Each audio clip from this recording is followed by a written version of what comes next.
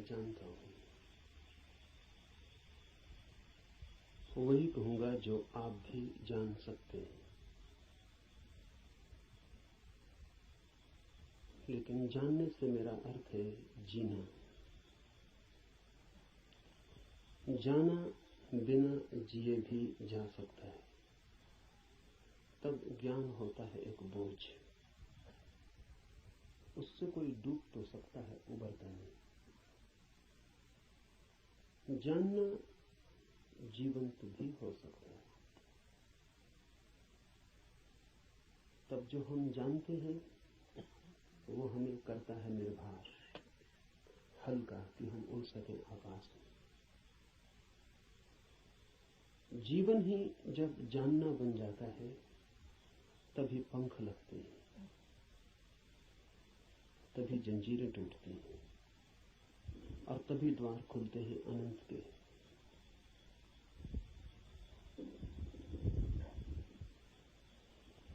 लेकिन जानना कठिन है। ज्ञान इकट्ठा कर लेना बहुत आसान है और इसलिए मन आसान को चुन लेता है और कठिन से बचता है। लेकिन जो कठिन से बचता है वो धर्म से भी वंचित रह जाएगा। कठिन ही नहीं, जो असंभव से भी बचना चाहता है वो कभी भी धर्म के पास नहीं पहुंच पाएगा। धर्म तो है ही उनके लिए जो असंभव में उतरने की तैयारी रखते हैं। धर्म है जुआरियों के लिए, दुकानदारों के लिए नहीं। धर्म कोई सौदा नहीं है। धर्म कोई समझौता भी नहीं। धर्म तो है दांव। जुआरी लगाता है धन को दांव पर, धार्मिक लगा देता है स्वयं को। वही परम धन है। और जो अपने को ही दांव पर लगाने को तैयार नहीं, वो जीवन के गुह रहस्यों को कभी भी जान नहीं पाएगा। सस्ते नहीं मिलते हैं वे रहस्य। ज्ञान तो बहुत सस्ता मिल जाता है। ज्ञान तो मिल जाता है किताब में, शास्त्र में, शिक्षा में, शिक्षक के पास। ज्ञान तो मिल जाता है करीब करीब मुफ्त, कुछ चुकाना नहीं पड़ता है। धर्म में तो बहुत कुछ चुकाना पड़ता है। बहुत कुछ कहना ठीक नहीं, सभी कुछ दांव पर लगा दे कोई तो ही उस जीवन के द्वार खुलते हैं। इस जीवन को जो दांव पर लगा दे उसके लिए ही उस जीवन के द्वार खुलते हैं। इस जीवन को दांव पर लगा देना ही उस जीवन के द्वार की कुंजी है। लेकिन ज्ञान बहुत सस्ता है, इसलिए मन सस्ते रास्ते को चुन लेता है, सुगम को। सीख लेते हैं हम बातें, शब्द, सिद्धांत और सोचते हैं जान लिया। अज्ञान बेहतर है ऐसे ज्ञान से। अज्ञानी को कम से कम इतना तो पता है कि मुझे पता नहीं। इतना सत्य तो कम से कम उसके पास है। जिन्हें हम ज्ञानी कहते हैं उनसे ज्यादा असत्य आदमी खोजने मुश्किल। उन्हें यह भी पता नहीं है कि उन्हें पता नहीं। सुना हुआ, याद किया हुआ कंठस्थ हो गया, धोखा देता है। ऐसा लगता है मैंने भी जान लिया। मैं आपसे वही कहूंगा जो मैं जानता हूं, क्योंकि उसके कहने का ही कुछ मूल्य है। क्योंकि जिसे मैं जानता हूं, अगर आप तैयार हो तो उसकी जीवंत चोट आपके हृदय के तारों को भी हिला सकती। जिसे मैं ही नहीं जानता हूं, जो मेरे कंठ तक ही हो, वो आपके कानों से ज्यादा गहरा नहीं जा सकता। जो मेरे हृदय तक हो उसकी ही संभावना बनती है। अगर आप साथ दें तो वो आपके हृदय तक जा सकता है। आपके साथ की तो फिर भी जरूरत होगी, क्योंकि आपका हृदय अगर बंद ही हो तो जबरदस्ती उसमें सत्य डाल देने का कोई उपाय नहीं है, और अच्छा ही है कि उपाय नहीं है। क्योंकि सत्य भी अगर जबरदस्ती डाला जाए तो स्वतंत्रता नहीं बनेगा, परतंत्रता बन जाएगा। सभी जबरदस्तियां परतंत्रताएं बन जाती। इसलिए इस जगत में सभी चीजें जबरदस्ती आपको दी जा सकती हैं, सिर्फ सत्य नहीं दिया जा सकता, क्योंकि सत्य कभी भी परतंत्रता नहीं हो सकता। सत्य का स्वभाव स्वतंत्रता है। इसलिए एक चीज भर है इस जगत में जो आपको कोई जबरदस्ती नहीं दे सकता, जो आपके ऊपर थोपी नहीं जा सकती, जो आपको पहनाई नहीं जा सकती, उड़ाई नहीं जा सकती। आपका राजी होना अनिवार्य शर्त है, आपका खुला होना, आपका ग्राहक होना, आपका आमंत्रण, आपका अहोभाव से भरा हुआ हृदय। जैसे पृथ्वी वर्षा के पहले पानी के लिए प्यासी होती और दरारें पड़ जाती हैं, इस आशा में पृथ्वी जगह जगह अपने ओंठ खोल देती है कि वर्षा हो। ऐसा जब आपका हृदय होता है तो सत्य प्रवेश करेगा।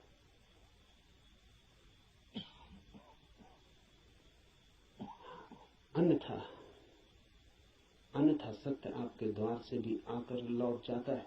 बहुत बार लौटा है, बहुत जन्मों जन्मों में।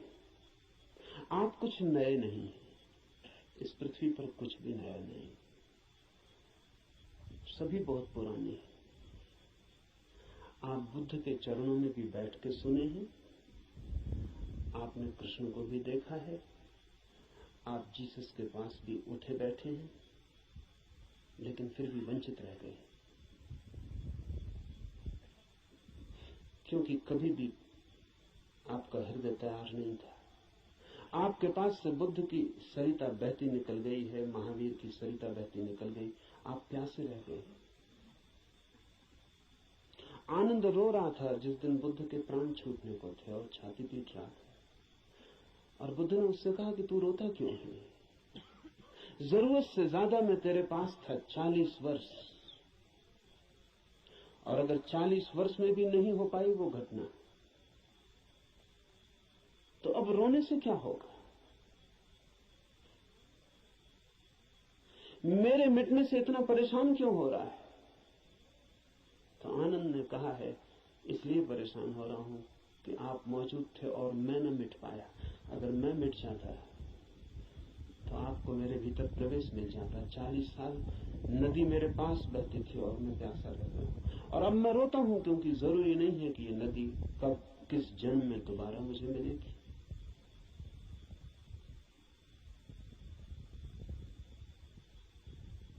आप कुछ नए नहीं हैं। आपने बुद्धों को दफनाया, महावीरों को दफनाया, जीसस, कृष्ण, क्राइस्ट, सबको आप दफना के जी रहे हैं। उनकी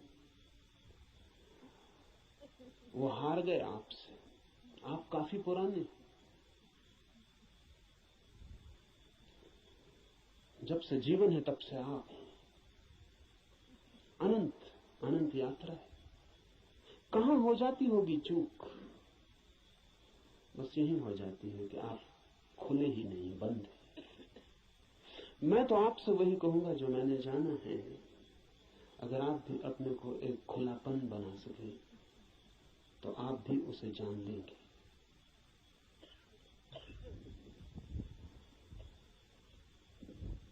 और ऐसा नहीं है कि कोई कठिनाई है, बहुत एक ही कठिनाई है, और वो आप ही। कुछ लोग कुतूहल से चलते हैं, जैसे राह चलते बच्चे पूछ लेते हैं इस वृक्ष का नाम क्या है, और अगर आप उत्तर न दें तो तत्क्षण भूल जाते हैं कि उन्होंने पूछा भी था। वो दूसरी बात पूछने लगते हैं कि ये पत्थर यहां क्यों पड़ा है।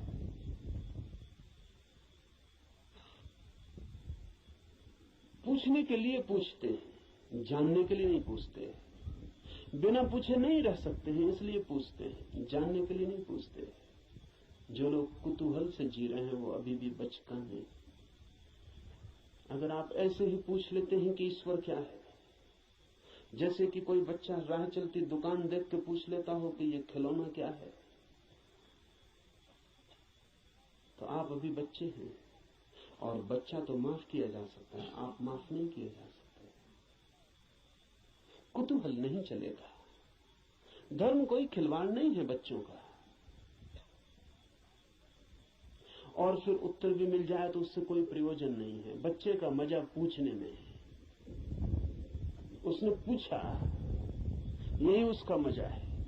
आप उत्तर देंगे भी तो उस उत्तर में उसे कोई बहुत रस नहीं है। क्या बात है? मनस्विद कहते हैं कि बच्चे नया नया बोलना सीखते हैं तो अपने बोलने का अभ्यास करते हैं पूछ पूछ कर। जैसे बच्चा नया नया चलना सीखता है तो बार बार उठ के चलने की कोशिश करता है, बोलना सीखता है तो बार बार बोलने की कोशिश करता है। इसलिए बच्चे एक ही बात को कई दफा कहते हैं, इसलिए कई दफा कहते हैं क्योंकि उन्हें बोलने का एक नया अनुभव, एक नया आयाम मिला है। उस नए आयाम में वे तैर के अभ्यास कर रहे हैं, इसलिए कुछ भी पूछते हैं, कुछ भी बोलते हैं।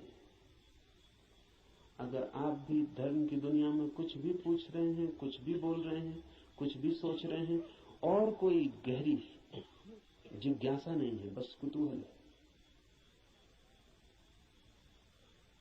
तो अभी आप और कुछ बुद्धों को दफनाएंगे। अभी और न मालूम कितने बुद्धों को आपके साथ मेहनत करनी पड़ेगी।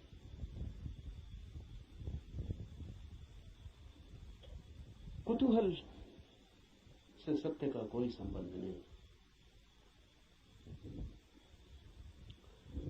कुछ लोग कुतूहल से थोड़ा आगे बढ़ते हैं और जिज्ञासा करते हैं। जिज्ञासा में थोड़ी ज्यादा गहराई है, लेकिन बस थोड़ी ज्यादा। जिज्ञासा भी बहुत गहरी नहीं, वो भी उथली है, क्योंकि जिज्ञासा है केवल बौद्धिक, और बुद्धि भी ऐसी है जैसी खाज होती है, खुजलाएं तो थोड़ा रस आता है, ऐसा बुद्धि को भी खाज होती रहती। ईश्वर है, आत्मा है, मोक्ष है, ध्यान क्या है, करने के लिए नहीं। ईश्वर क्या है, जानने के लिए नहीं, चर्चा के लिए, बातचीत के लिए।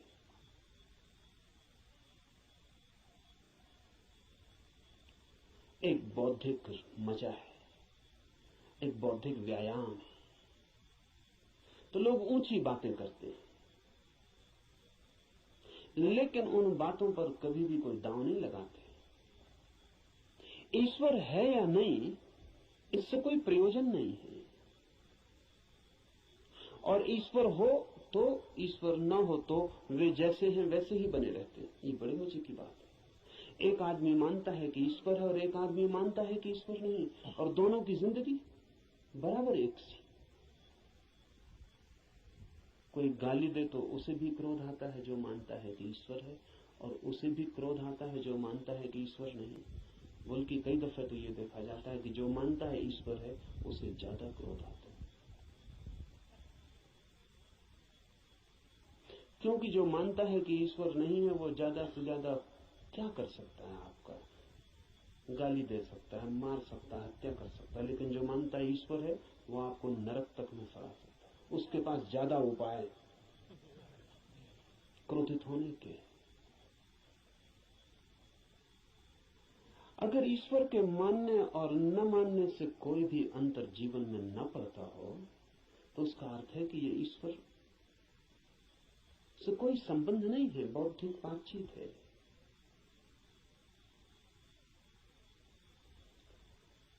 ऐसी जिज्ञासा हो तो आदमी दार्शनिक हो जाता है, चिंतन मनन करने लगता है, शास्त्र अध्ययन करने लगता है, बहुत सिद्धांत इकट्ठे कर लेता है, पक्ष में विपक्ष में सोच लेता है, वाद विवाद करता है, शास्त्रार्थ करता है, लेकिन जीता कभी नहीं।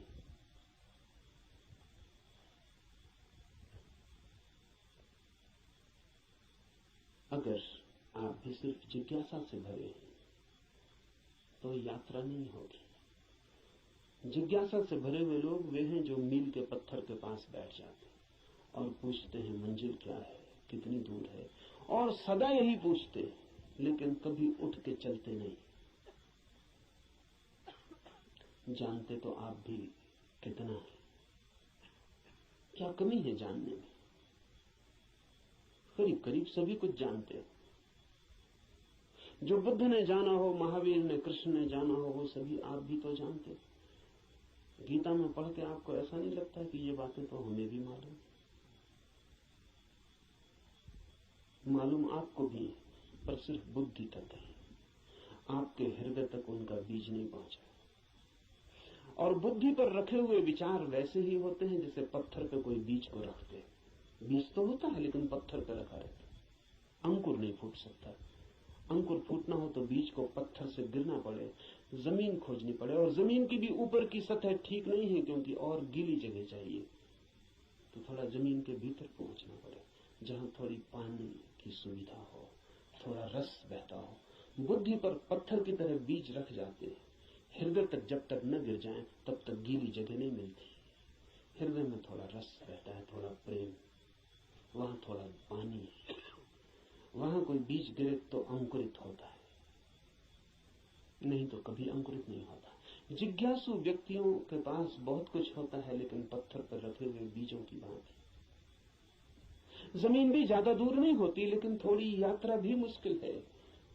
चलना बिल्कुल नहीं है तो पत्थर पर ही बीज रखा रह जाता है। इतनी यात्रा तो करनी ही पड़ेगी कि बीज पत्थर से नीचे गिरे, जमीन पर आए, जमीन में जगह खोजे, थोड़ी गीली भूमि को पाए, थोड़ा छिप जाए अंधेरे में। ध्यान रहे, जगत में जो भी जन्म पाता है वो गहन, मौन, एकांत, अंधेरे को चाहता है। बुद्धि में तो जितनी चीजें रखी हैं वो सब खुले प्रकाश में रखी हैं, वहां अंकुर नहीं होते। हृदय है, आपके भीतर गीली जमीन है छिपी हुई, वहां कुछ पैदा होता है। इसलिए जो सिर्फ जिज्ञासा से जीते हैं वे विद्वान बन जाते हैं, पंडित बन जाते हैं, ज्ञानी बन जाते हैं, लेकिन कुछ अंकुरित नहीं होता उनके भीतर। कोई नया जन्म, कोई नया जीवन, कोई नए फूल, कुछ भी नहीं। एक और जिससे संबंध है हमारा, एक और भी दिशा है खोज की, उसे हम कहते हैं मुमुक्षा।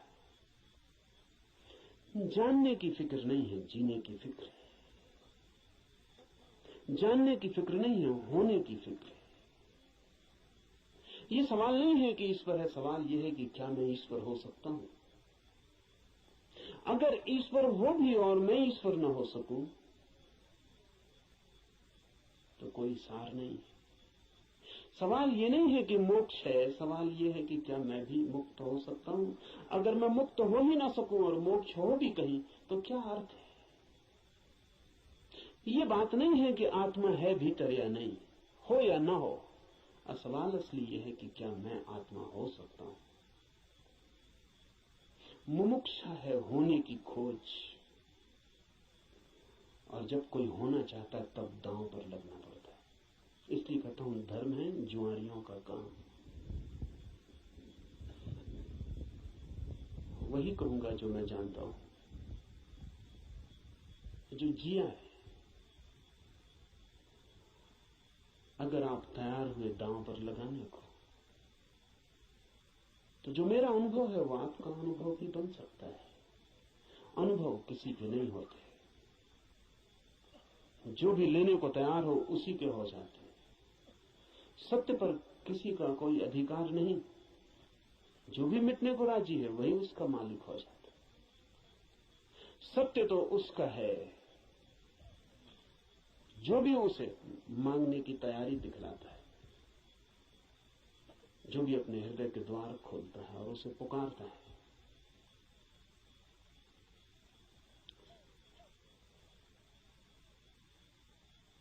इस उपनिषद को इसीलिए चुना है। ये उपनिषद अध्यात्म का सीधा साक्षात्कार है। सिद्धांत इसमें नहीं है, इसमें सिद्धों का अनुभव है। इसमें उस सब की कोई बातचीत नहीं है जो कुतूहल से पैदा होती है, जिज्ञासा से पैदा होती है। नहीं, इसमें तो उनकी तरफ इशारे हैं जो मुमुक्षा से भरे हैं, और उनके इशारे हैं जिन्होंने पा लिया है। कुछ ऐसे लोग भी हैं कि जिन्होंने नहीं पाया, लेकिन फिर भी मार्गदर्शन देने का मजा नहीं छोड़ पाते। मार्गदर्शन में बड़ा मजा है। सारी दुनिया में अगर सबसे ज्यादा कोई चीज दी जाती है तो वो मार्गदर्शन है, और सबसे कम अगर कोई चीज ली जाती है तो वो भी मार्गदर्शन है। सभी देते हैं, लेता कोई भी नहीं। जब भी आपको मौका मिल जाए किसी को सलाह देने का तो आप चूकते नहीं।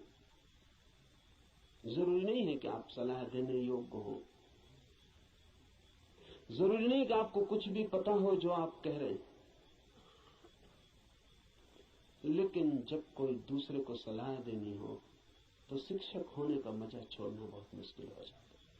शिक्षक होने में मजा क्या है? आप तत्काल ऊपर हो जाते हैं मुफ्त में और दूसरा नीचे हो जाता है। अगर कोई आपसे दान मांगने आए तो 2 पैसे देने में कितना कष्ट होता है, क्योंकि कुछ देना पड़ता है जो आपके पास है। लेकिन सलाह देने में जरा भी कष्ट नहीं होता, क्योंकि जो आपके पास है ही नहीं उसको देने में कष्ट क्या है? आपका कुछ खो ही नहीं रहा है, बल्कि आपको कुछ मिल रहा है, मजा मिल रहा है, अहंकार मिल रहा है। आप भी सलाह देने की हालत में हैं आज, और दूसरा लेने की हालत में। आप ऊपर हैं, दूसरा नीचे।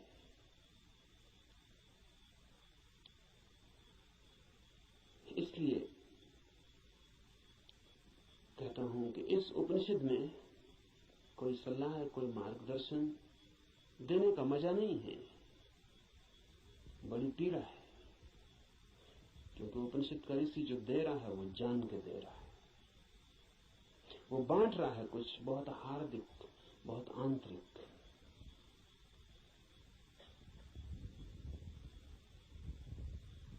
संक्षिप्त इशारे हैं लेकिन गहरे हैं, बहुत थोड़ी सी चोटें हैं लेकिन प्राणघातक है। और अगर राजी हो तो तीर सीधा हृदय में चुभ जाएगा और जान लिए बिना न रहेगा, जान ही ले लेगा। इसलिए थोड़ा सावधान, थोड़ा सचेत, क्योंकि ये सौदा ही खतरनाक है। इसमें पागल हुए बिना कोई मार्ग ही नहीं है, इसमें अपने को मिटाए बिना पाने का कोई उपाय ही नहीं। यहां तो खोने वाले ही बस पाने वाले बनते हैं। और इसीलिए इस उपनिषद को भी चुन लिया है। ऐसे तो सीधा ही आपसे कह सकता हूं, कोई कारण इस उपनिषद को चुनने का नहीं है, बहाना, आड़। क्योंकि तीर सीधा मारो आदमी बच सकता है, उपनिषद की आड़ से थोड़ी सुविधा रहेगी, इसलिए चुन लिया है कि आपको ऐसा भी पता नहीं लगेगा कि मैं कोई सीधे ही आपको तीर मार रहा हूं। तो बचने का जरा उपाय कम हो जाता है। सभी शिकारी जानते हैं कि थोड़ी आड़ से शिकार ठीक होती है। ये उपनिषद सिर्फ आड़ है और इससे कुछ लेना देना ज्यादा नहीं। जो मैंने जाना है वही कहूंगा, लेकिन उसमें और उपनिषद में कोई अंतर नहीं है, क्योंकि इस उपनिषद के ऋषि ने जो कहा है वो जानकर ही कहा।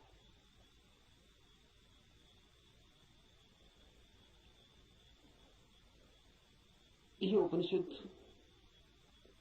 अध्यात्म की सूक्ष्मतम रहस्यों का उद्घाटन है।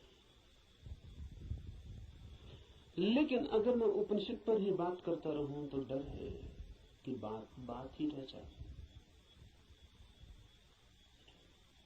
इसलिए चर्चा तो पृष्ठभूमि होगी।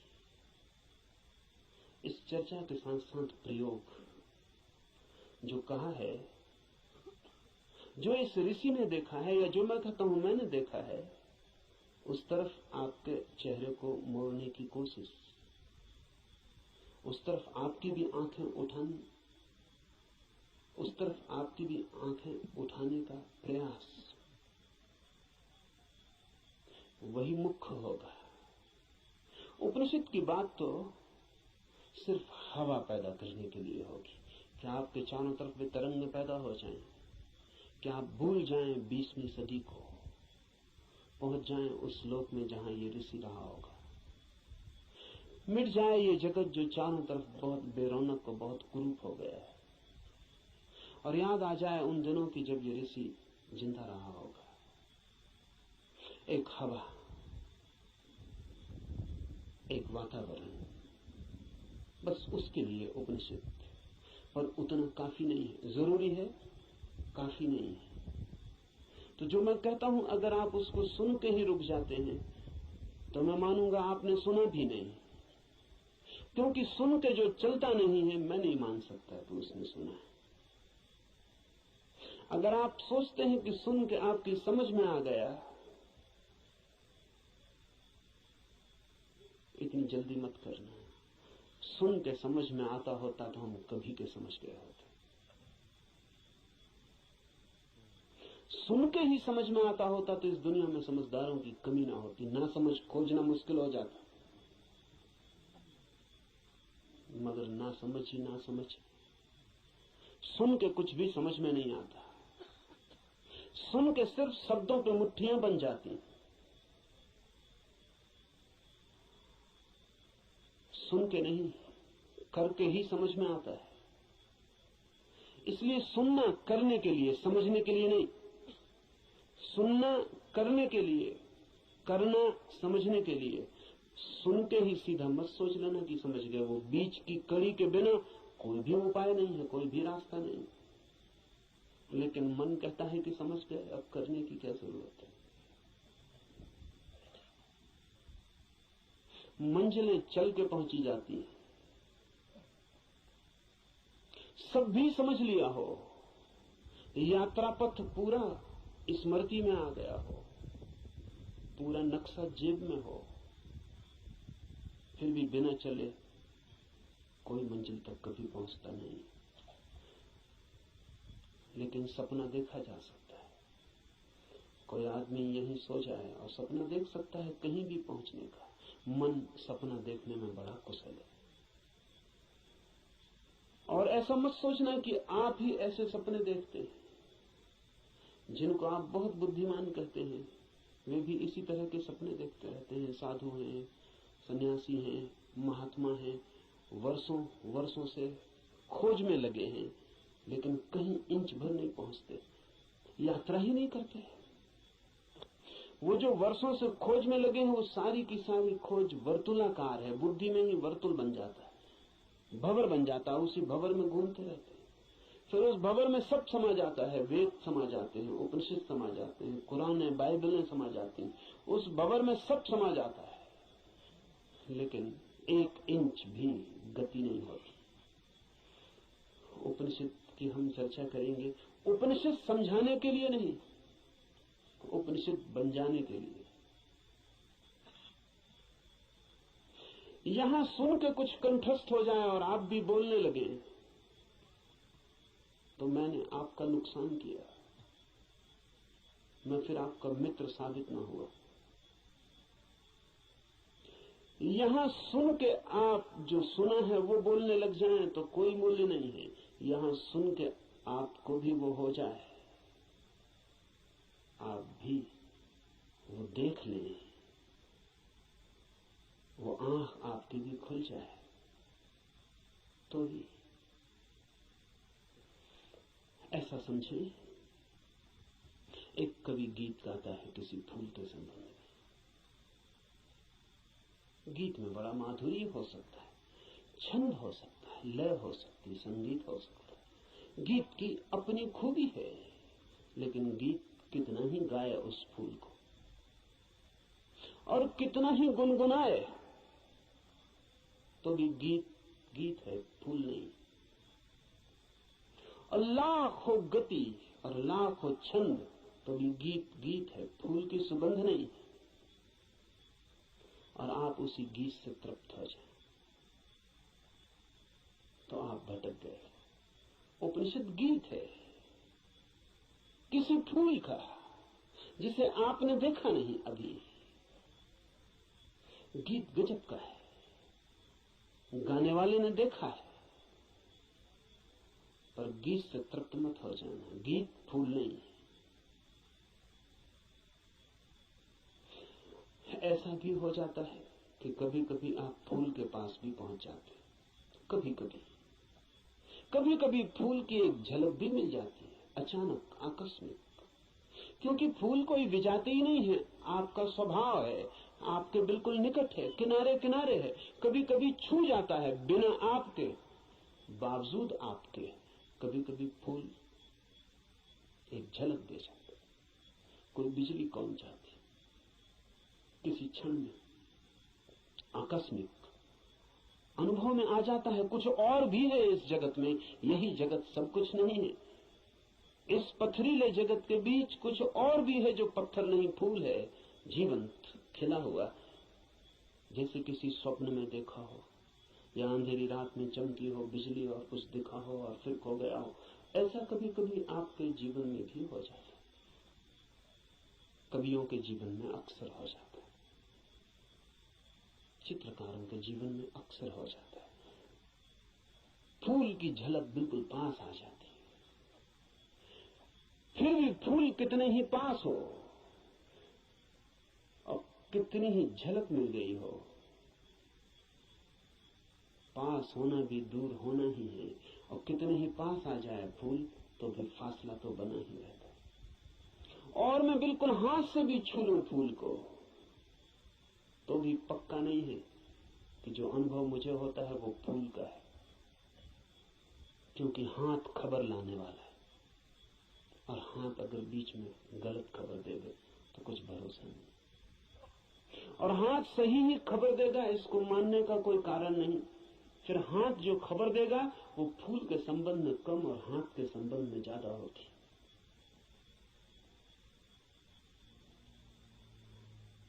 फूल ठंडा मालूम पड़ता है, जरूरी नहीं कि फूल ठंडा हो सकता है हाथ गर्म हो, इसलिए फूल ठंडा मालूम पड़ता है। खबर हाथ के संबंध में, क्योंकि खबर जब भी किसी माध्यम से आती तो सापेक्ष होती है, पक्का नहीं हुआ जा सकता। पोपोफ का मैं एक संस्मरण पढ़ रहा था। पोपोफ एक साधिका थी और गहरी साधिका थी, और पियोत्र दिमित्रोविच ऑस्पेंस्की के पास साधना करती थी। एक दिन बैठी थी पास, एक सज्जन ने आके ऑस्पेंस्की से पूछा कि ईश्वर है या नहीं। तो ऑस्पेंस्की ने कहा कि ईश्वर नहीं। फिर ऑस्पेंस्की थोड़ी देर रुका और उसने कहा कि लेकिन मैं कोई गारंटी भी नहीं कर सकता।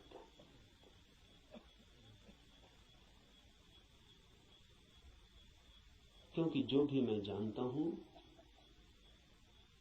वो सब माध्यम से जाना गया है। कभी आंख से देखा है लेकिन आंख का भरोसा क्या, कभी कान से सुना है लेकिन कान गलत सुन सकता है, कभी हाथ से छुआ है लेकिन हाथ का क्या कहना। अभी तक सीधा नहीं देखा है, अभी तक आमने सामने नहीं हुआ हूं, इसलिए कोई गारंटी भी नहीं। अभी तक जो भी जाना है उसमें मुझे ईश्वर का कोई अनुभव नहीं हुआ, लेकिन जरूरी नहीं कि ईश्वर ना हो। इससे सिर्फ मेरी खबर मिलती कि मेरे अनुभव क्या है, इसलिए मैं कोई गारंटी नहीं कर सकता कि नहीं ही है। इसलिए मुझ पर भरोसा करके मत रुक जाना, खोजना। जब भी माध्यम से कुछ घटता है तो भरोसे का नहीं। अगर फूल के बिल्कुल पास भी पहुंच जाएं तो भी आंख देखती है, हाथ छूते हैं, सुगंध नाक में आती है, ये भी दूरी का अनुभव है। तो कभी कभी कोई कवि उस परम फूल के इतने पास पहुंच जाता है तो उसकी गीत में उतर आती है गूंज उसकी, लेकिन फिर भी बुद्ध नहीं है वो, महावीर नहीं है वो। महावीर कौन है, बुद्ध कौन है? बुद्ध है वो चैतन्य जो फूल ही हो गया। इतनी भी दूरी न रही कि फूल को देखा हो, फूल ही हो गया। फूल होकर ही पूरी तरह जाना जा सकता है क्या है। उपनिषद के ऋषि की बात है, गीत है किसी फूल के संबंध में, उसे गुनगुनाना, मिठास है बड़ी उसमें, स्वाद है उसमें बहुत, लेकिन वो फूल नहीं है, गीत ही है। अगर प्रयास करेंगे तो कभी कभी झलक भी मिलेगी। मेरे पास लोग आते हैं, वो कहते हैं ध्यान में बड़ी झलक मिली, लेकिन फिर खो गई। आनंद प्रकाश हो गया था, फिर खो गया। आनंद ही आनंद हो गया था, लेकिन अब कहां है? अब खोजते हैं और नहीं मिलता। झलक का मतलब है पास पहुंच गए थे, झलक तो खो ही जाएगी। इसलिए ध्यान ज्यादा से ज्यादा झलक ही दे सकता है। उस पर भी मत रुक जाना कि उसी झलक को पकड़ के बार बार खोजते रहना है। ध्यान का तो मूल्य इतना है कि झलक मिल जाए, फिर आगे जाना है समाधि में, ताकि आप फूल ही हो जाएं।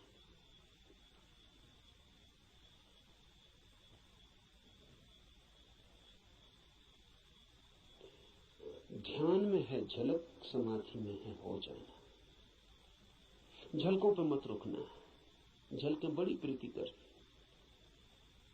सारा जगत बासा मालूम पड़ने लगता। एक झलक ध्यान में मिल जाए उस जीवंत की, फूल की, उस खिलावट की जो भीतर है, तो सारा जगत फीका और व्यर्थ हो जाता है।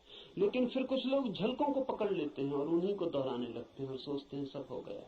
नहीं, जब तक आप ही ना हो जाएं, ईश्वर ही जब तक आप ना हो जाएं, तब तक भरोसा मत करना कि ईश्वर है। हो सकते हैं, क्योंकि है ही। खोलना है जरा, उघाड़ना है जरा। छिपे हैं, मौजूद हैं अभी और यहीं। थोड़े से वस्त्र हैं और बड़े झीने वस्त्र हैं कि चाहें तो अभी उतार कर फेंक दें और नग्न हो जाएं और ईश्वर हो जाएं। लेकिन बड़ी पकड़ है। झीने तो हैं लेकिन पकड़ गहरी। क्यों है ये पकड़ इतनी? ये पकड़ है क्योंकि हम सोचते हैं ये वस्त्र ही हमारा होना है, यही हम है। इसके अलावा हमें कुछ और किसी अस्तित्व का पता नहीं। इस उपनिषद में इशारे होंगे उस अस्तित्व के जो वस्त्रों के पार है। और इस उपनिषद के साथ साथ हम करेंगे ध्यान ताकि मिले झलक, और आशा बांधेंगे समाधि की ताकि हम भी हो जाएं वही जिसे हुए बिना न कोई संतोष है, न कोई शांति है, न कोई सत्य है। उपनिषद शुरू होता है प्रार्थना से। प्रार्थना है समस्त जगत से। सूर्य कल्याणकारी हो, वरुण, अर्यमा, इंद्र और बृहस्पति, विष्णु कल्याणकारी हो, उस ब्रह्म को नमस्कार हो। हे वायु, तुम्हारे लिए नमस्कार, क्योंकि तुम प्रत्यक्ष ब्रह्म हो। मैं तुम्हें ही प्रत्यक्ष ब्रह्म कहूंगा। सत्य और ऋत वे सब मेरी रक्षा करें, आचार्य की भी। इस प्रार्थना से शुरू होता है। धर्म की यात्रा प्रार्थना से शुरू होगी ही। प्रार्थना का अर्थ है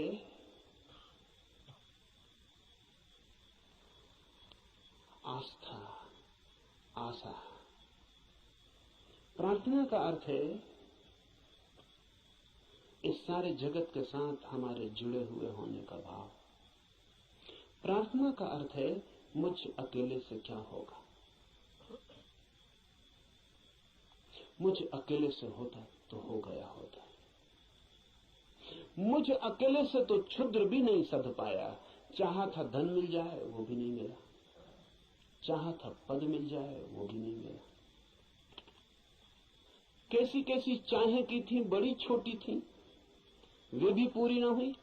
मुझ अकेले से तो संसार भी ना सधा। तो सत्य की ये महायात्रा मुझ अकेले से हो सकेगी? अकेले अकेले तो मैं संसार में भी हार गया हूं। सभी हारे हुए हैं संसार में।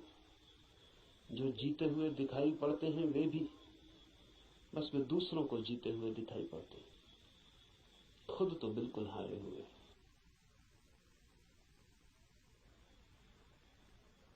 आप भी अपने को हारे हुए दिखाई पड़ते होंगे, औरों को तो आप भी जीते हुए दिखाई पड़ते हैं।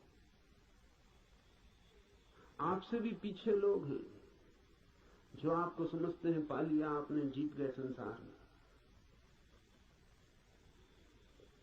लेकिन भीतर से अगर हम आदमी को देखें तो एक एक आदमी हारा हुआ है। संसार पराजय की लंबी कथा है, वहां जीत होती ही नहीं, वहां जीत हो ही नहीं सकती, वो संसार का स्वभाव नहीं।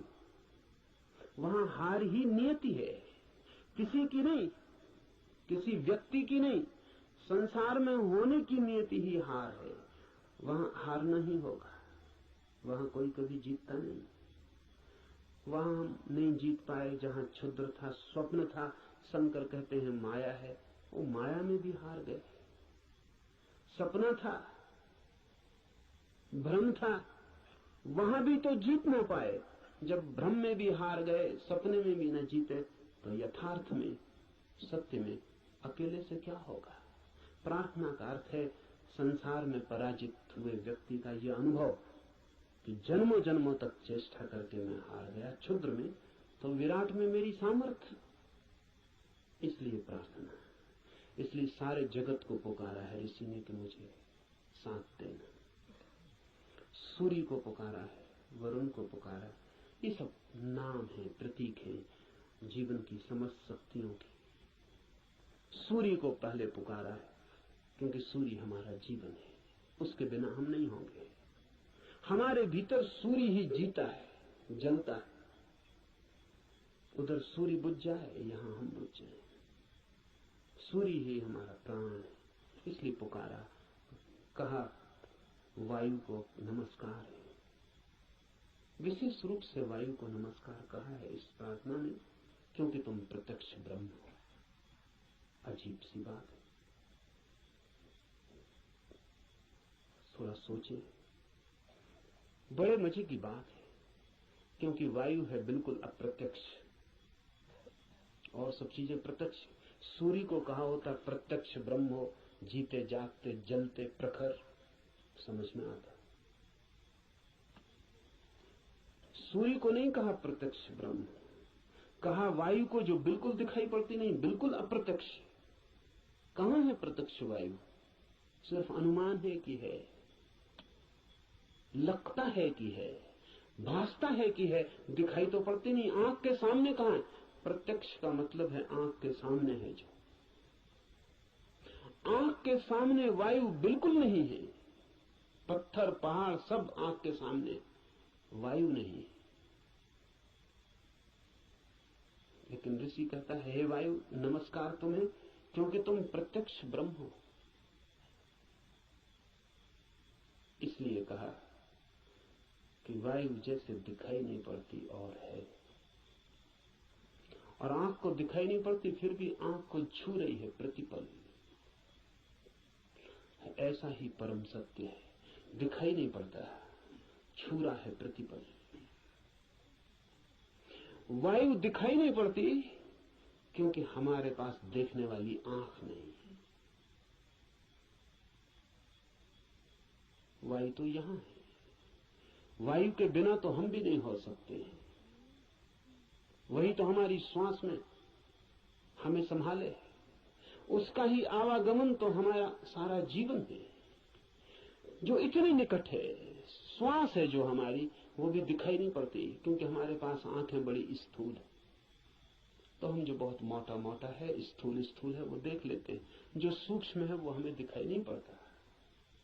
वायु सूक्ष्मतम है, हमारे सामने मौजूद है, भीतर मौजूद है, बाहर मौजूद है, रोए रोए में मौजूद है, और दिखाई नहीं पड़ती। इसलिए कहा कि तुम प्रत्यक्ष ब्रह्म हो, तुम ठीक ब्रह्म जैसी हो। वो भी यहाँ मौजूद है और दिखाई नहीं पड़ता, और रोए रोए में वही समाया है, रोआ रोआ वही है, और फिर भी उसका कोई पता नहीं चलता। इसलिए वायु को नमस्कार किया है कि हम वायु को तो जानते हैं, ब्रह्म को नहीं जानते। वायु से एक धागा जोड़ा है कि ब्रह्म भी ठीक वायु जैसा है। इसलिए मैं तुम्हें प्रत्यक्ष ब्रह्म कहूंगा। ऋषि कहता है वायु को सत्य और ऋत के नाम से भी कहूंगा, क्योंकि तुम ठीक उस जैसी हो जो है और जिसका हमें पता नहीं, जो हम स्वयं हैं और जिसका हमें पता नहीं, जो अभी और यहाँ सदा से मौजूद है और हमें उसका पता नहीं। लेकिन ये खोज पूरी हो सके अगर सब देवता रक्षा करें। देवता से अर्थ है सदा से जीवन की अनंत अनंत शक्तियां, और जीवन है एक विराट जाल अनंत शक्तियों का।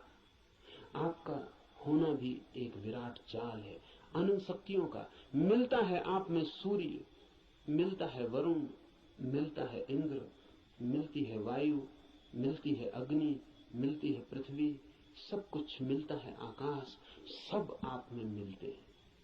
अगर एक व्यक्ति को हम पूरा का पूरा जान ले तो हमने बीज रूप में समस्त अस्तित्व को जान लिया। सब कुछ उसमें है, सबका दान उसमें है, सब मिलकर ही उसका अस्तित्व है।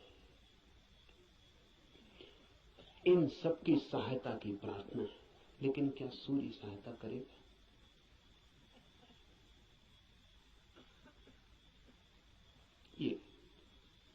ये सवाल उठता ही है। प्रार्थना भी की तो क्या सूर्य सहायता करेगा? प्रार्थना भी की तो क्या वायु सहायक हो जाएगी? प्रार्थना भी की तो पृथ्वी क्या सहायता करेगी? पृथ्वी की सहायता और सूर्य की सहायता का सवाल नहीं है। आपने प्रार्थना की, यही बड़ी सहायता है। इसे थोड़ा ठीक से समझ लें। कोई सूर्य आके आपको सहायता नहीं करेगा, लेकिन आपने प्रार्थना की, इसका जो परिणाम है वो सूर्य पर नहीं होगा, आप पर होगा। क्योंकि प्रार्थना करने वाला चित्त हो जाता है विनम्र,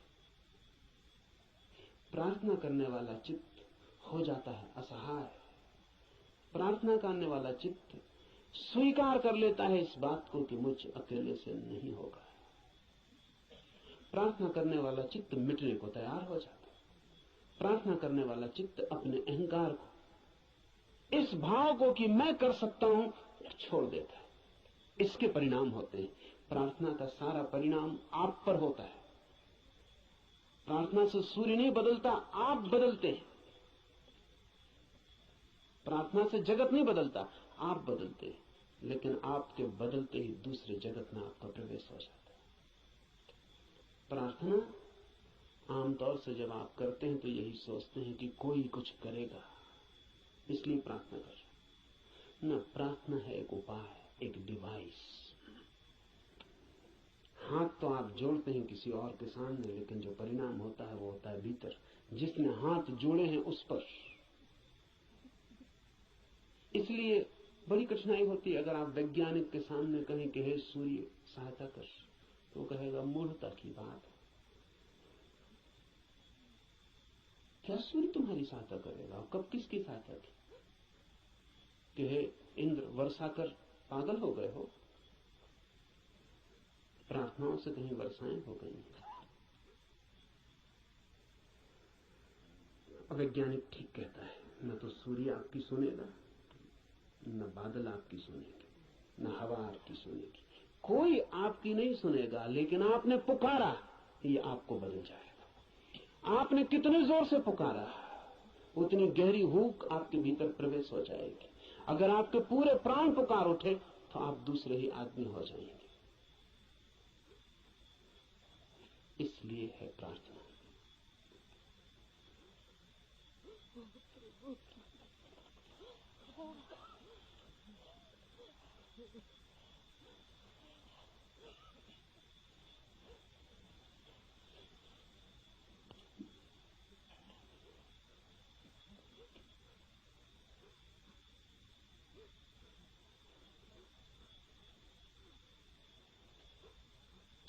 Jean-Paul Sartre has named his autobiography Words.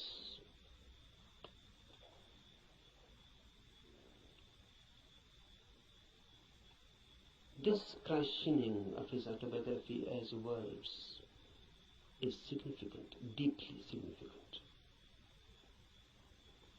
Really, everybody's biography is just words and nothing else. Because what is your mind? Words and words and words. If you analyze the mind, then what you are? Just words. A long sequence, a long procession of words.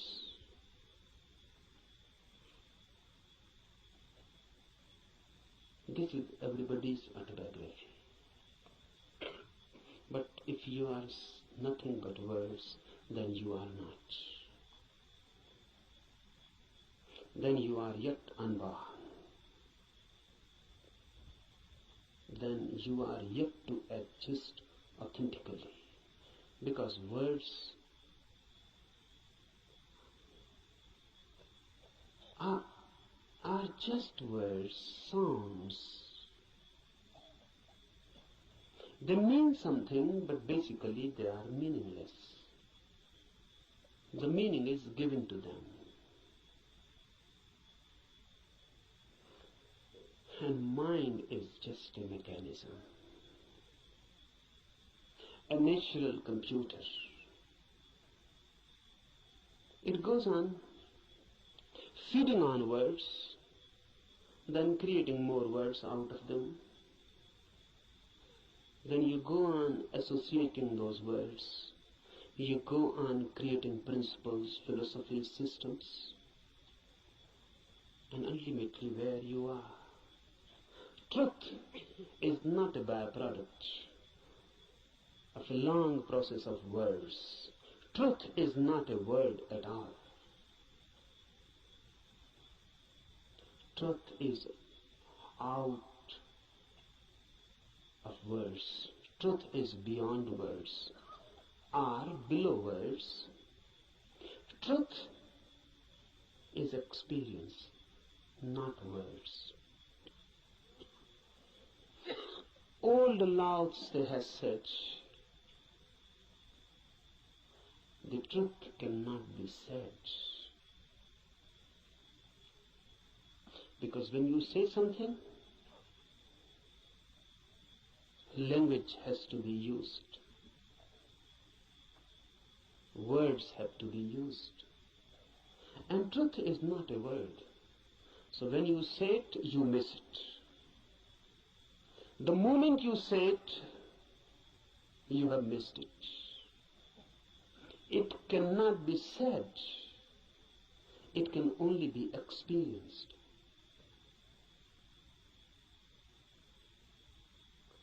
It can only be lived. Unless you live it, you cannot know it. But we know. That's the problem. Rather, we know too much. We know more than enough. What's our knowledge? Words accumulated. You can accumulate them logically, rationally. You can create an edifice, a beautiful system. Just as you can make a house with playing cards. but you cannot live in it. It is house just as a name. You cannot live in it. Out of words you can create a palace, a system, a philosophy, but you cannot live in it. Philosophers create beautiful systems, but they always live out of them. They cannot live in it. That is impossible. Nothing is wrong with them. The very system is such that it cannot be lived. One Immanuel Kant, or some Hegel,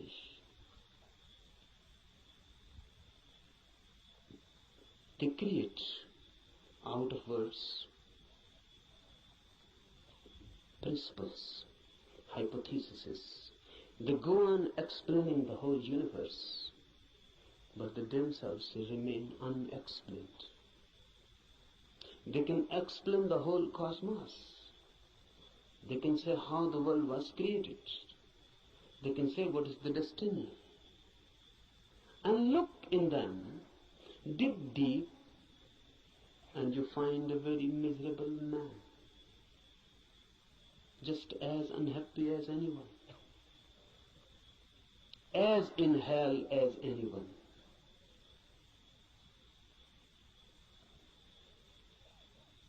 Don't believe in words. They are the greatest deception created by humanity. And word has become our world. We live in it, we eat it, we ride on it. The word beats in our hearts and the word circulates in our blood. We are just a collection, a big collection of words. Mind is very miser about words. It goes on accumulating. But remember, word is never the reality. I can use the word love. But love, the word, is not love, the experience. I can go on repeating love, love, love, and I can create a sort of auto-hypnosis, and I can believe that I know love because I know the word. To know the word is easy. To know love is difficult. Not only difficult, but impossible. Impossible not because the experience is impossible. Impossible because you are incurable. Because love can come only to you when you are not. And that is the path of everything that is great, deep. Love, truth, God. They come only when you are not. Your non-being becomes the passage. Someone was asking Mozart. Mozart was one of the greatest musicians of the world. Rare, unique.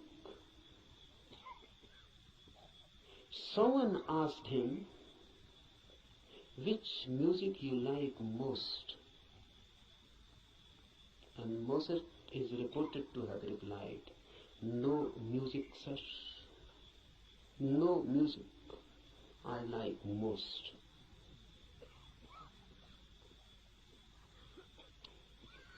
Difficult to understand, difficult to penetrate in, but very significant. The reply is just unique. unexpected, and from a musician. He says no music is the best. Have you ever heard the music which Mozart calls no music? You have heard sounds, and if sounds can be put in a system, in a rhythm, it becomes music. Music means rhythmic sounds, but sounds. If they are unrhythmic, it becomes noise. If they are rhythmic, it becomes music. But what is no music? No music means no sounds, silence. Silence has a music of its own, but you cannot hear it as you are. You are filled with words, so you can understand sounds. You are filled with noise, that's why music has so much appeal. You are so much filled with noise, crowdy noise, mad noise, that when someone creates music outside, you forget your noise inside. You are magnetized by the music outside. You forget yourself. You become concentrated in the music outside. That's why music is loved so much. Music is a hypnosis created by sounds, rhythms, technique. Unless your inner noise ceases, unless your inner constant talk, chattering ceases, you cannot hear no music. This Upanishad is concerned with no music. No music means meditation. The state of mind when there is no noise within, then suddenly you become aware of a silence without. When you are silent, the whole universe becomes suddenly silent. When the whole universe is suddenly silent, for the first time you are authentically existent. For the first time you have being. For the first time you know who you are.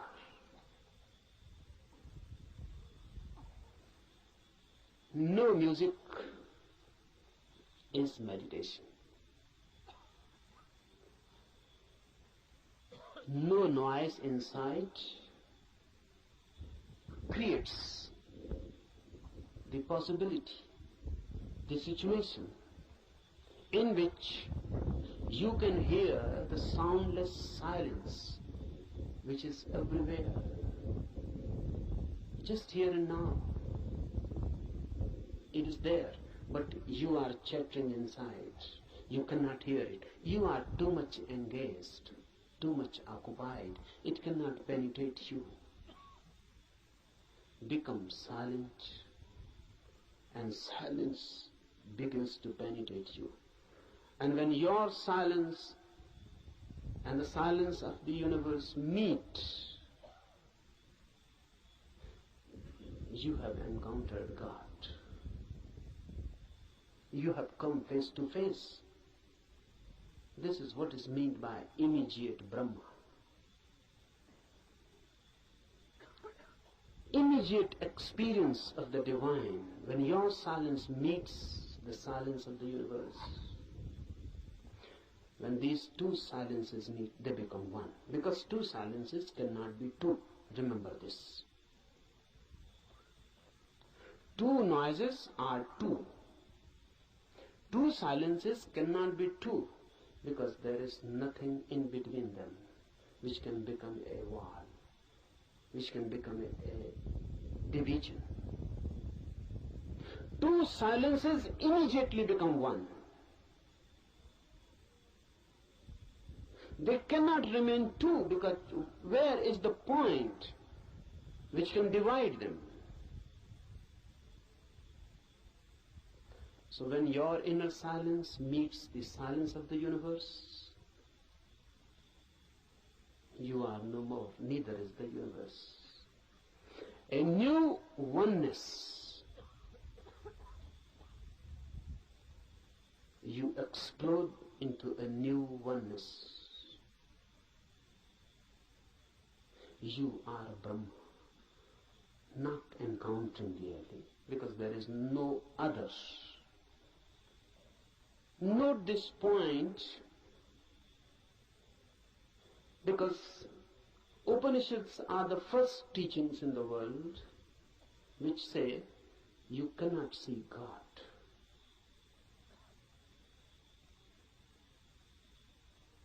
All the religions go on talking about seeing God.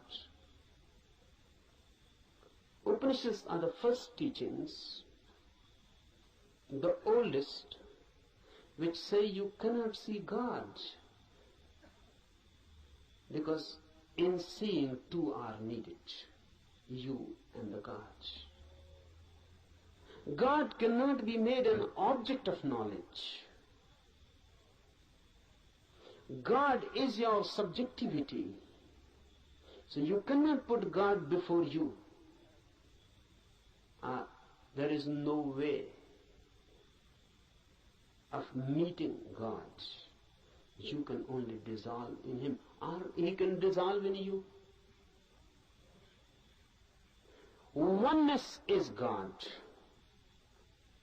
When two silences meet, oneness is created. Two silences meeting transform everything. In this camp, we will try to create a silence within you. We are not to do anything for the silence of the universe. It is always here and there. It is always the case. Only you are missing your silence. Once you can gain your silence, suddenly you are transformed into a different world, a different being. You are no more the same. The old man is dead and a new is born. Creating of this inner silence is all that is meant by meditation.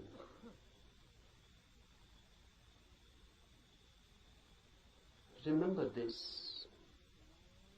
We are not interested in teachings. Teachings are of no use in themselves unless they are practiced. We are interested in this Upanishad only as a practical device. The Upanishad is not for me some doctrine to be believed, or some system to be believed, or some philosophy to be believed.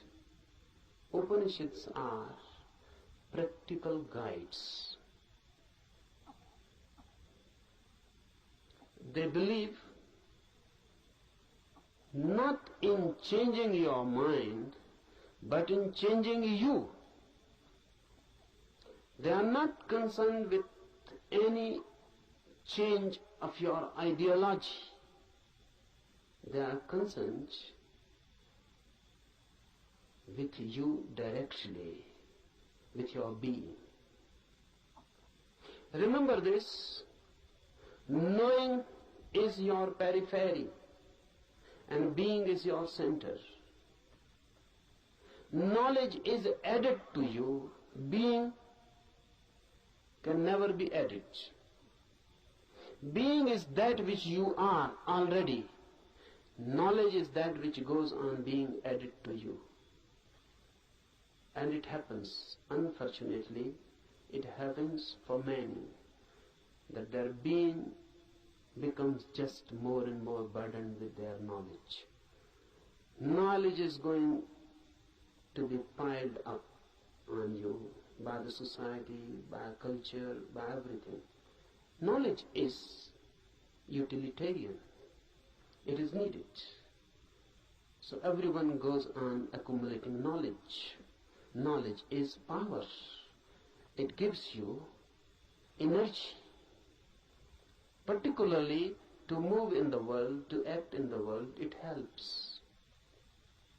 It is instrumental. But if you become too much identified with this knowledge, you forget that you are more than what you know. Then you forget that you are mirror to your knowledge. Then you forget that your foundational being is not your knowing. What you know is just your memory. How to penetrate this knowing and to reach the innermost center which you are. Silence, no music, non-chattering, no inner talk. But how to do it? It is difficult. It is difficult because you can start a new talk inside. How to stop it? How to meditate? You can start a new talk. That will not do. The way to do is to throw this inner nonsense out completely. To go through a catharsis. Whatsoever goes on in, make it out, throw it, express it. If you can throw all your mind out, you create a space within. In that space, silence happens. So, we are not going here to sit silently with closed eyes and making an effort to stop the inner talk, the inner noise. You cannot do that way. You can only add something more to it. Your efforts for stopping anything inside will create more noise. So here we will be concerned with the technique of expression, not suppression. We will be throwing the mind out. Throw it out completely. Throw it out so much that inside no mind happens. Even for a single moment you can find inside there is no mind, no talk, no words. You have tasted something of the beyond. Immediately, you are in tune with the infinite. This we are going to do. This is not a camp for teaching anything. I am not going to teach you something. I am going to help you to grow into something, to be something different. Cooperate with me, because unless you cooperate, nothing can be done. This cooperation is not only needed from you, you must ask, you must request, you must invite and pray, so that all the forces of the world, all the forces of the universe cooperate with you. That's why this Upanishad, Adhyatma Upanishad, starts with a prayer. This prayer is beautiful. Om, let the sun be beneficent for us, and Varun, and Aryama, and Indra, Brihaspati and all be beneficent for us. Let Vishnu be beneficent for us. Salutations to that Supreme, O air, salutations unto you, for you are immediate Brahma, the Absolute, the Supreme. I shall call thee alone the immediate Brahma. I shall also call thee Ritha and Satya, the law and the reality. Let them protect me. Let them protect the Acharya, the teacher. Om Shanti, Shanti, Shanti. With prayer we start. Why? Because man alone is helpless. Man alone cannot do anything. Because man alone is nothing. Man is just a meeting point of million and million forces. In you, every universal force is crossing. You are just a crossroad. The sun, the air, the earth, the fire, the ether, everything is passing through you. You are just a crossroad. Remember this, because then you become part of this cosmos. And this is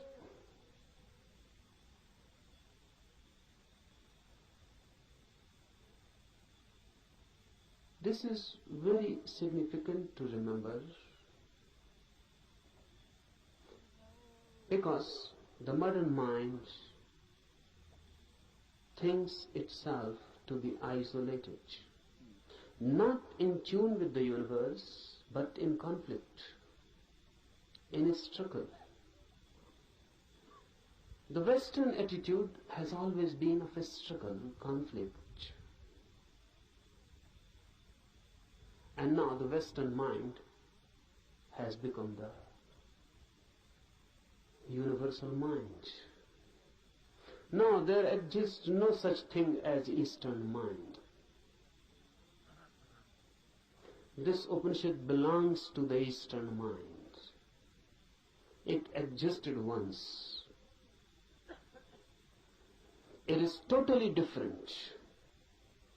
Western attitude is of fighting with the universe, of conquering.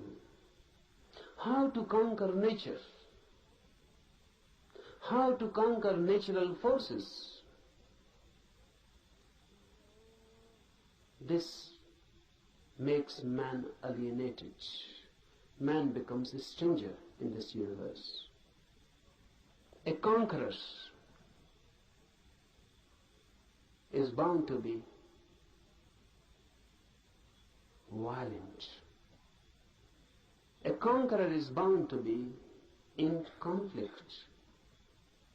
And ultimately a conqueror is bound to find himself isolated, alone. Eastern mind is totally different. The very approach is not a fight, but of deep resonance. Universe and I are not two. I am part of it, just a wave in the great ocean. I belong to it, and it belongs to me. There is a belonging. I am not a stranger in this world. I am not forced on this world. I am not an enemy, and the world is not inimical towards me. I am part of it, and not a mechanical part, but an organic part. Just like my eyes are my organic part. My hands are my organic part. I touch through my hands. I see through my eyes. My seeing has become my eyes, and my touching has become my hand. The universe has become man in you. The universe has become a particular individual in you. You are not different from it. You are just a wave. And the universe is flowering through you. This is Eastern way of looking at the world. Man in tune. That's why prayer. Prayer is a bridge. It makes you feel again at home. Even the sun is not so far away.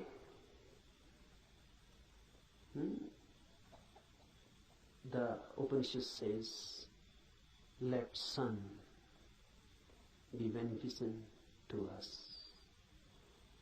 Let everything be beneficent to us. Let everything be a blessing to us and a help. Why? Because truth is not yours or mine. Truth means the center of this universe. And if you are in conflict with the universal forces, you can never reach it. Only in a deep friendship, deep intimacy, the universe opens its doors for you. So prayer is just creating a forgotten intimacy. Look at it in this way. A child is born.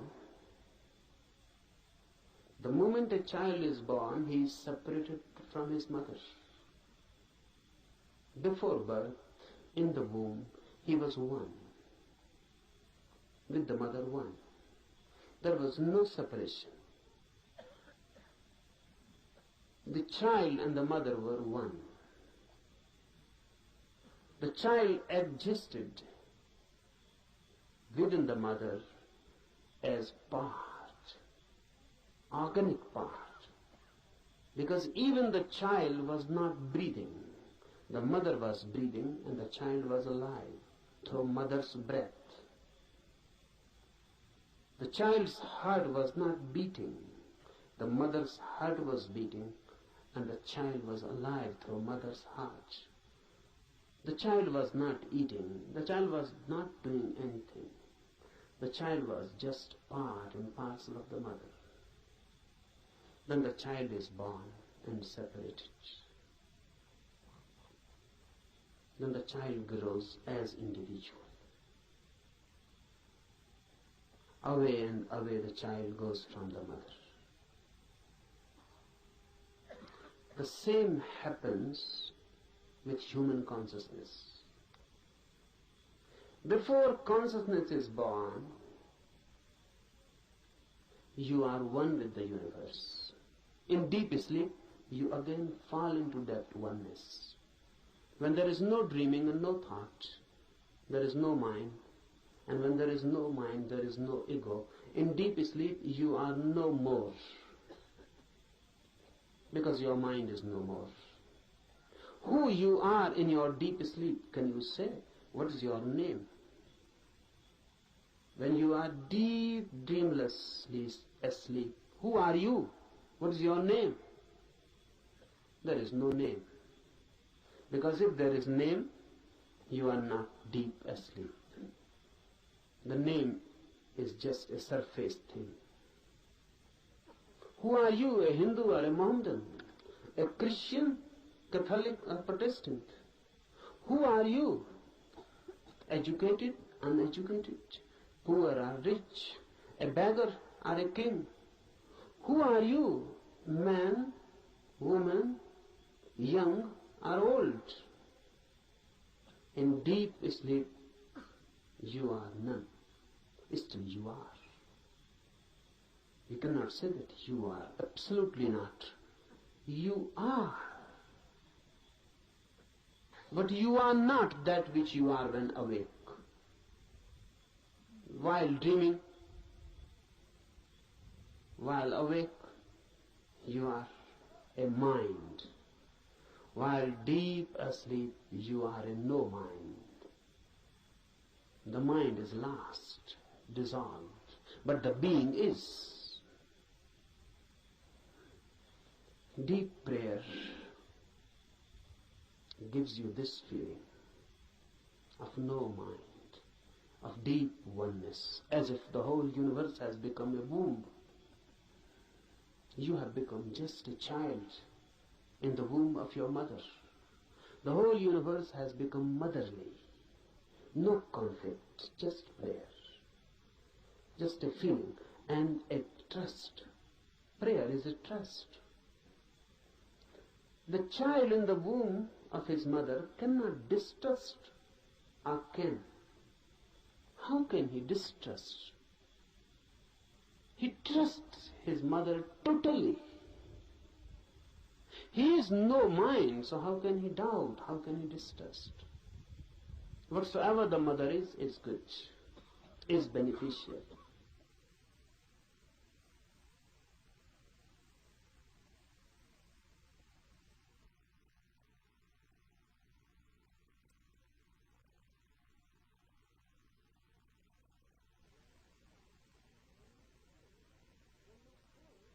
When you pray, you are throwing yourself back into a motherly universe. You are back into the womb of the world, of existence itself. And you trust. This trust is sown in the prayer. The sun will be beneficial, the air, the earth, everything. All the forces of the universe will be helpful. This is a deep trust. How it works? What is the mechanism of it? Is it that all these forces are going to help you? No. No one is going to help you.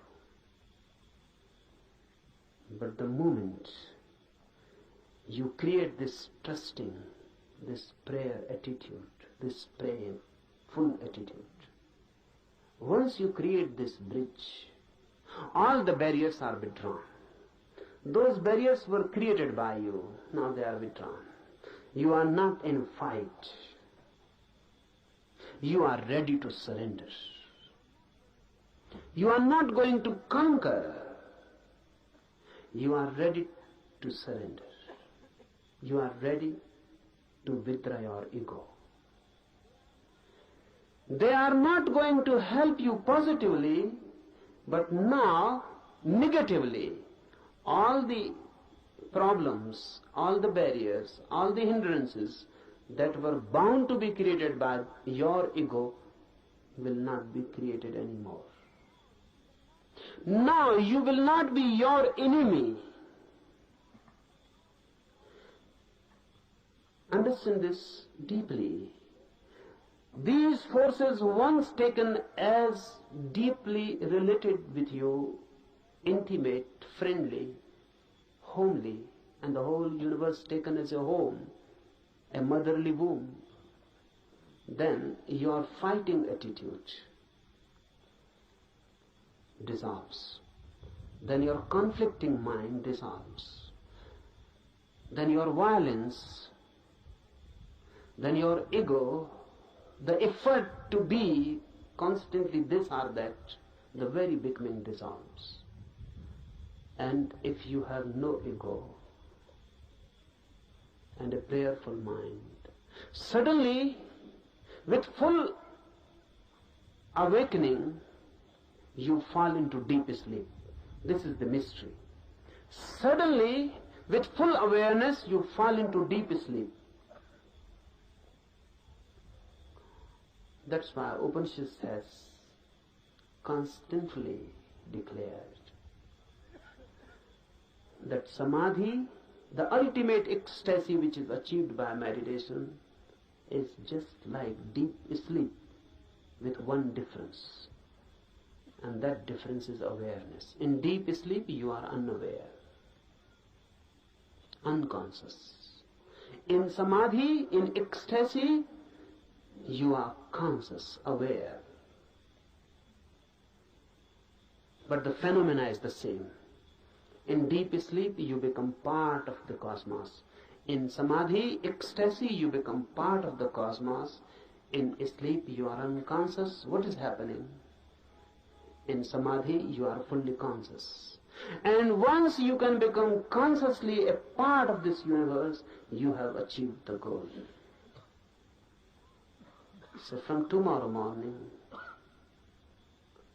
we will try to re-enter the womb of the universe by dissolving ourselves, by throwing away the main disease of human mind, the ego, by surrendering, by being receptive. We are not going to conquer the truth. Rather, on the contrary, we are going to allow the truth to conquer us.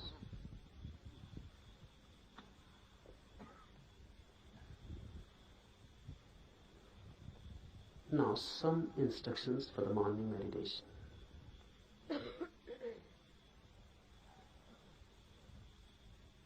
First, don't be serious at all. For this whole camp, don't be serious at all. I consider seriousness to be a fatal disease.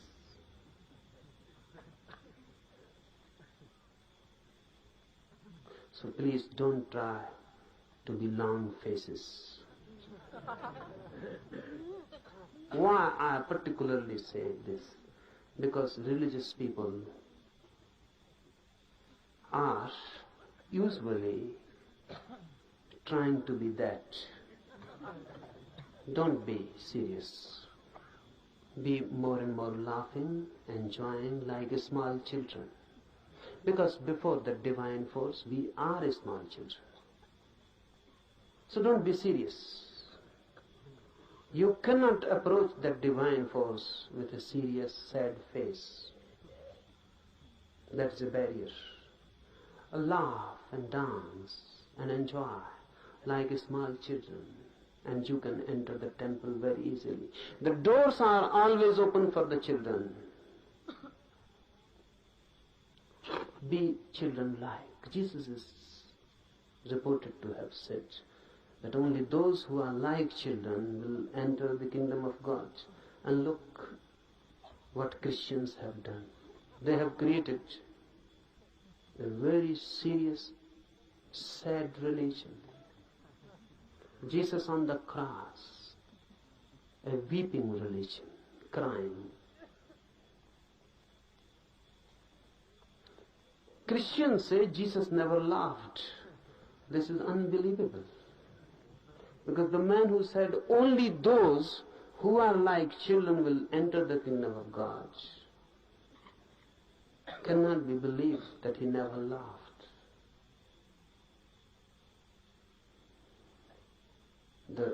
The quite vice versa can be believed, that he continuously laughed, never stopped laughing, even in his sleep, but this cannot be believed that he never laughed. Be like children, forget your ages, your experience, your knowledge, throw them all, wholesale. Don't try by and by. Throw them, because unnecessary time is wasted. Just throw them, forget them. You may be someone, everyone is someone. If not in other eyes, in his eyes, everyone is someone. You must be someone. Here be nobody. Forget. Leave outside the campus ground your identities. You may be a doctor, you may be a professor. Leave all these diseases outside. You may be a rich man, you may be a politician, There are thousands and thousands types of diseases. Please leave them outside. Here come like small children. Then something is possible. Otherwise, nothing. So first thing, be completely non-serious. Second thing, for all these 8 days, laugh as much as you can. Why? Because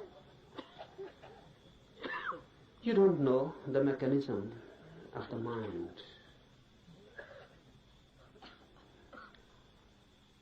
Suppressed energies can be thrown out in many ways. Laughter is the easiest. Any energy, try it. Someone has abused you, you feel anger coming in, immediately laugh. And the same energy which was going to be anger will become laughter. You are sad, something has happened. The moment you remember you are sad, immediately laugh. Don't wait someone to help you. Laugh. And suddenly you will feel the change, the same energy which was going to take a shape, sad shape, is transformed into laughter. It has been released. So laughter I give you as a technique of release. And don't try to be miser about it. And don't try to find out any reasons for it. No reasons are needed.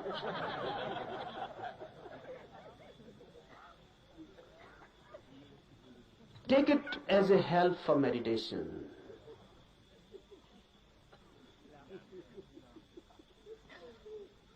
The whole thing takes a different dimension. Thirdly, for all these days to come, remember one thing constantly, that you are to create a situation in you in which the divine can be invited. So don't do anything. Don't behave in such a way that the situation is disturbed. What do I mean? Be more graceful. Be more loving. Be more compassionate. So that you can create a situation in which the divine can become a guest, be a host. Just think of it. The divine coming to you as a guest. What you will do? How you will behave? How you will clean your house? How you will celebrate? How you will create a space in your house. Constantly for all these 8 days, remember this, that you are going to be a host to the divine. So behave. Always thinking of that. Remember, your laughter can become many things. It can be violent. It can be angry. It can be insulting to someone.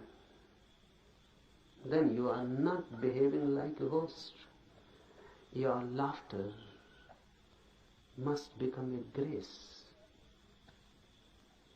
It must not be insulting to anybody. It must not be insulting, disturbing. It must not create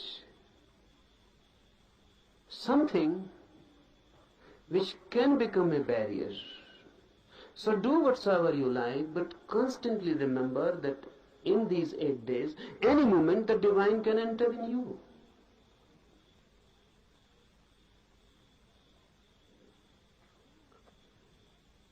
Any moment the divine can enter. So remember that you are ready to receive. Don't talk much, fourthly. Don't talk much.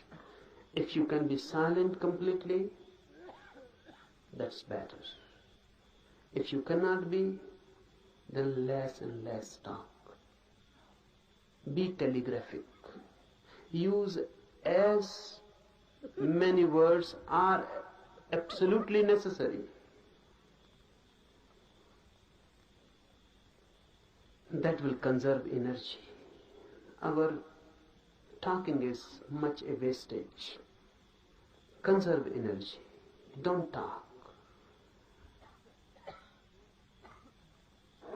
Don't read. In the morning we will be doing meditation, in the afternoon, in the night.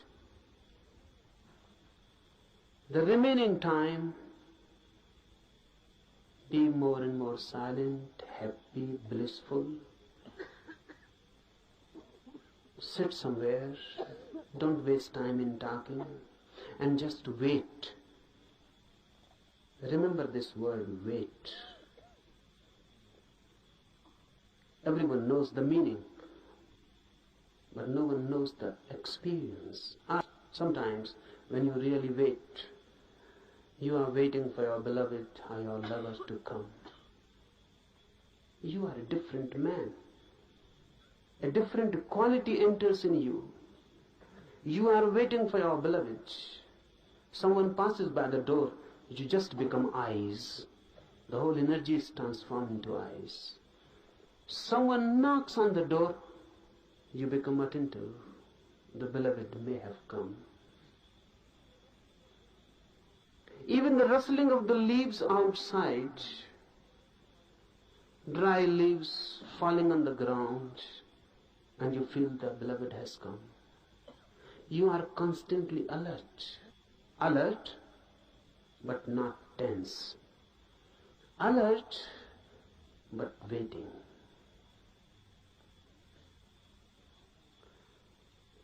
For all these 8 days, wait. Do meditations, be happy, and wait. Don't be impatient. That's what I mean. Be alert and not tense. Don't be impatient. You cannot force the guest to come. You can only invite and wait. So give the invitation and wait.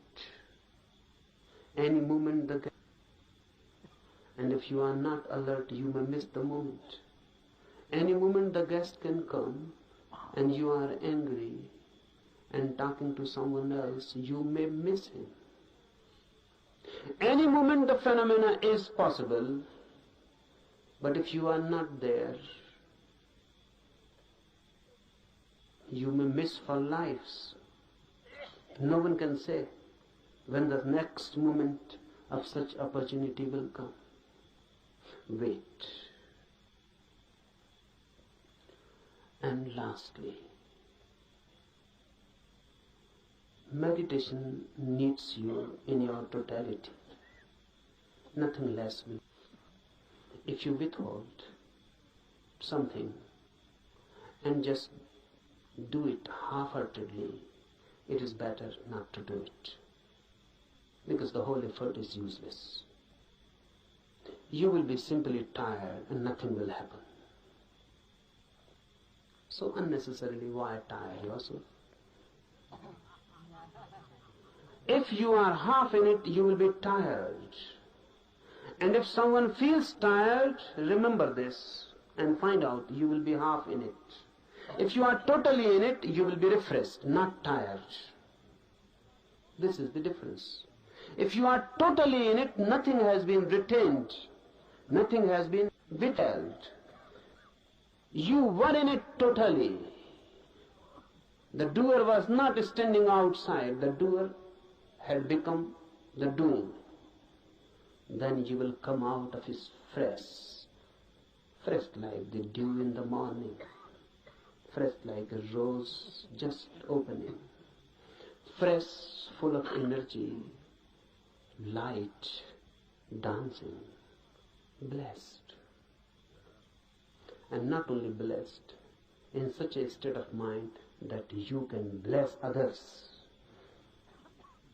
But that happens only when you are total in it. It never happens when the minor part has moved. Then there is a tension between you standing and between you moving. Then you have become two. Then you are split. That split, that inner tension between two creates tiredness. You feel exhausted, not vitalized. You feel just as if your energy has been sucked out. You will feel it. So whenever you feel it, go deep and ask,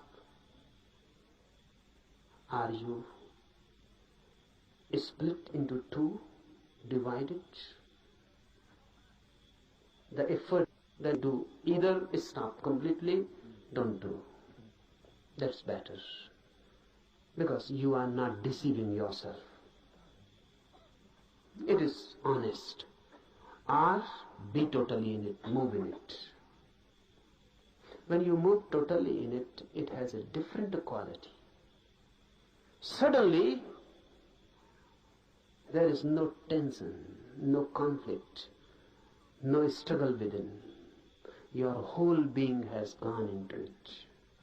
And you have never gone into anything as total. You have not loved as total. You have not done anything as total, always partial. That's why our life is just moment exhausted. You feel just dying every moment. No beauty, no flowering out of it, just death. Out of life, only death. That shows what you are doing with yourself. Otherwise, life is every day, every moment a new flowering. Every day a new achievement. Every day a new height and a new depth. And if you can go on, moment to moment, moving totally in your life, death becomes itself the deepest experience of life. There is no death then. But it is difficult to move totally in anything. At least try with meditation. If you can move in meditation totally, then you can move in other dimensions also totally. And a total life is a religious life.